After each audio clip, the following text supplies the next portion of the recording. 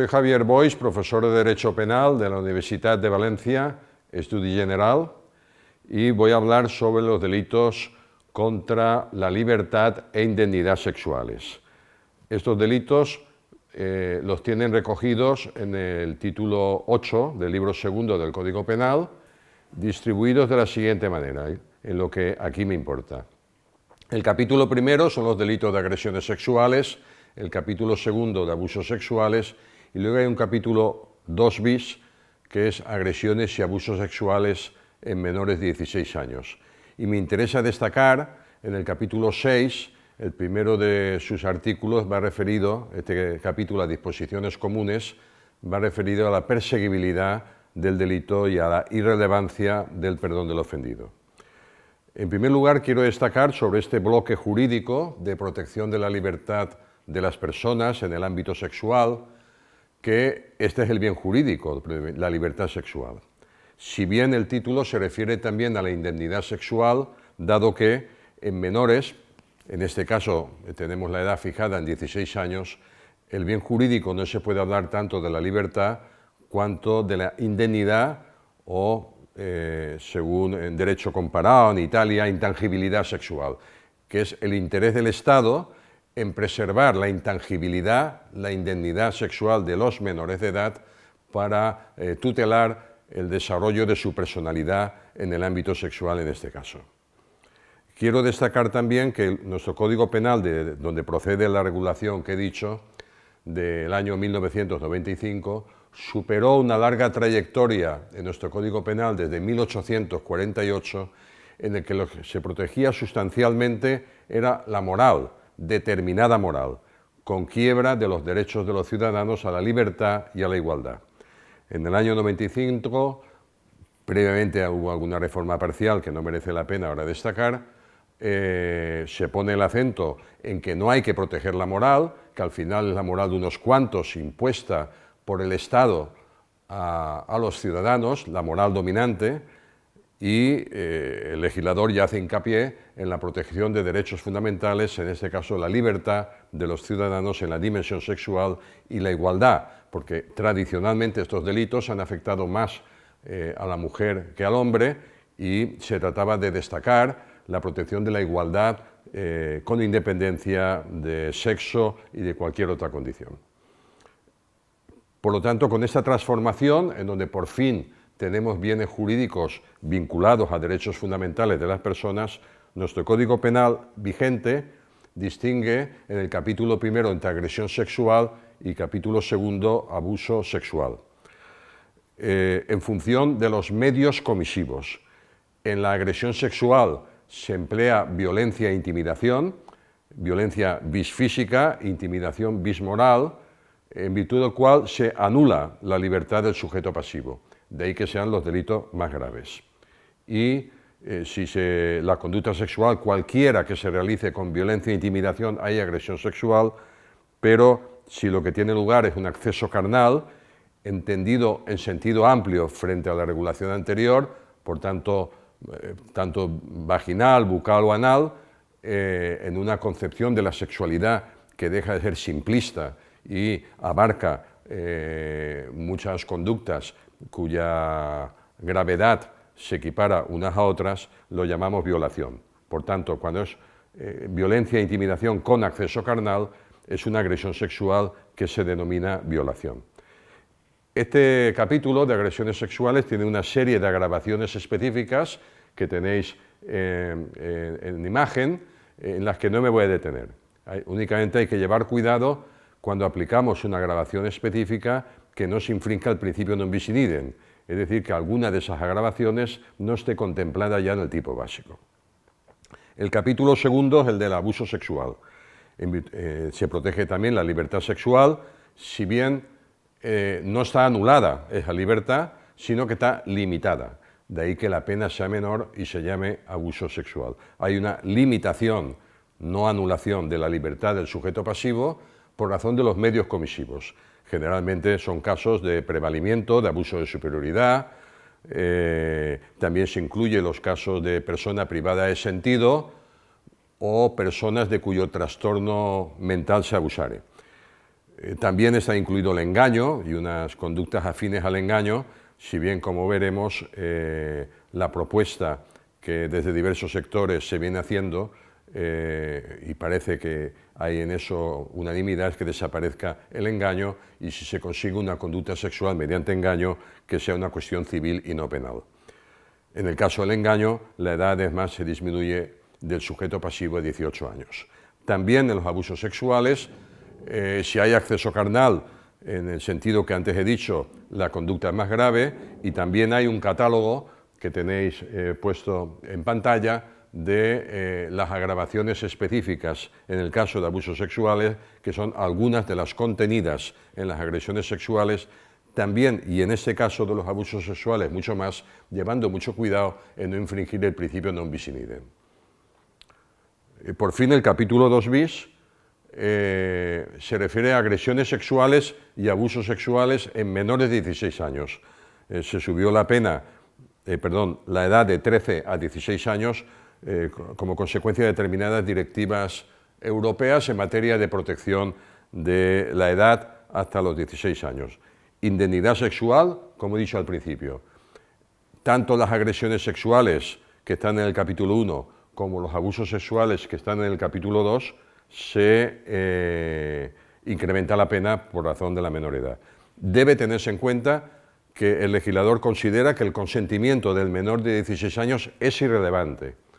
Si bien, para no penalizar determinadas conductas sexuales que pueda haber con personas de similar edad o madurez, hay que tener en cuenta que a partir de los 18 años es imputable penal. Supongamos una relación sexual entre una persona mayor de 18 y una menor de 16, libremente consentida, pero en donde la cercanía de la edad y la madurez de ambos excluye todo tipo de posibilidad penal, a cuyo efecto el artículo 183 quater indica que si se dan estas circunstancias no habrá responsabilidad penal por parte del sujeto activo.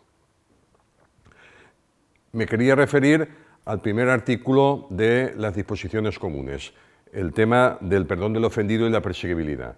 Sigue siendo, salvo los casos en que el fiscal, ponderando los intereses jurídicos en juego, decide interponer querella, que es los mínimos casos, sigue siendo un delito semipúblico, perseguible mediante denuncia.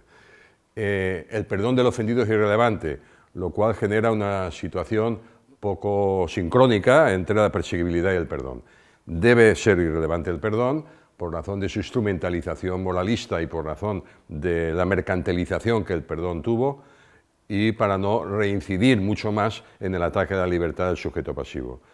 Esto hace que se haya criticado que el delito sea perseguible mediante denuncia, con carácter general, como luego veré.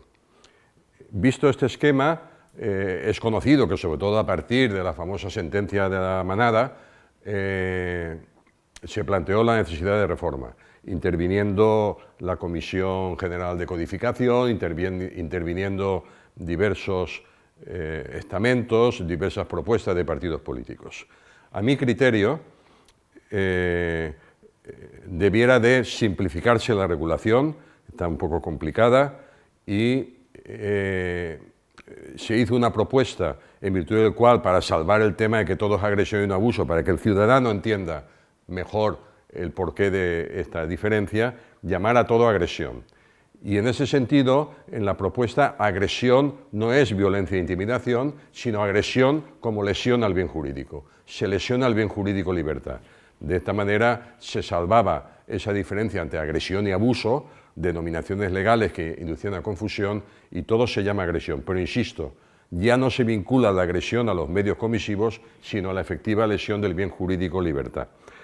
Y a partir de ahí, hacer operativo el principio de proporcionalidad. Es más grave si el ataque es con violencia e intimidación que si no lo es. Es más grave si hay acceso carnal que si no lo hay. Y es más grave, aunque sea por exigencias de directivas europeas y conforme está nuestro Código Penal, si es menor de 16 años que si no lo es.